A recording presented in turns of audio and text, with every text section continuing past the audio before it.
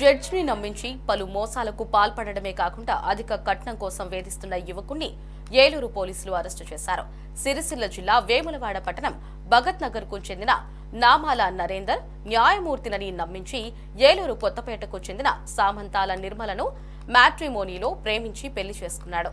25 లక్షల కట్నం తీసుకుని ఖమ్మంలో కాపురం పెట్టాడు. న్యాయమూర్తిగా చెప్పుకుంటూ న్యాయస్థానాలలో ఉద్యోగాలు ఇప్పిస్తానంటూ తెలంగాణలో పలువురిని మోసం చేశాడు. ఖమ్మం, ఉప్పల్, చందానగర్ పోలీస్ స్టేషన్లలో నరేందర్ పై కేసులు ఉన్నాయి. గతంలోనూ జైలుకు వెళ్లి వచ్చాడు. తాజాగా అధిక కట్నం తేవాలంటూ భార్య నిర్మలను వేధిస్తున్నాడు. ఆమెను ఇంటి నుంచి బయటకు గెంటేశాడు.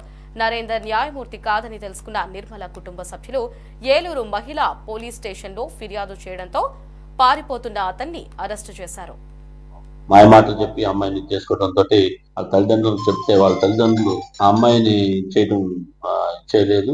ఆ తర్వాత వీరిద్దరూ కూడా 2019 ఆర్య సమాజంలో ఏలూరులో పెళ్లి చేసుకోవడం జరిగింది. తర్వాత తల్లిదండ్రులను ఒప్పించుకోవడానికి ప్రయత్నంలో భాగంగా ఈ అమ్మాయి వాళ్ళ తల్లిదండ్రులు చెప్తే తల్లిదండ్రులు సరే ఎలా పెళ్లి చేసుకుంది కదా అని చెప్పేసి పిలిపిస్తే ఇతను పిలిపించి తల్లిదండ్రులు పిలిపిస్తే మా వాడు జడ్జి కాబట్టి ఎక్కువ కట్నం ఇవ్వమని చెప్పారు. వీళ్ళు కూడా ఆ మాటలు నమ్మి 75 లక్షలు డిమాండ్ చేస్తే అప్పుడు ఉన్నటువంటి పరిస్థితుల్లో ఒక 25 లక్షలు ఇచ్చి ద్వారకా తిరుమలలో వివాహం చేయడం కూడా జరిగింది. తదుపరి ఇతను ఈ అమ్మాయిని తీసుకెళ్లి ఖమ్మంలోను అదే విధంగా అక్కడి నుంచి ఇతను చీటింగ్ చేసుకుంటూ ఇతను జడ్జిని చెప్తూ నమ్మబలుకుతూ అలానే ఖమ్మంలోను, వరంగల్లోను, హైదరాబాద్ లోను ఇతని మీద అనేక కేసులు పట్టడం జరిగింది. ఈ అమ్మాయిని కూడా హింసించడం జరుగుతుంతో పాటు ఈ రోజు అతను జడ్జిని నమ్మబలకడంతో పాటు ఆ మరలా 50 లక్షల రూపాయలు ఇస్తేనే గాని ఈ కాపురం ఉండదని చెప్పేసి చేయడంతో ఆ అమ్మాయి ఏం చేసే దిక్కు లేక తిరిగి ఏలూరు రావడం జరిగింది.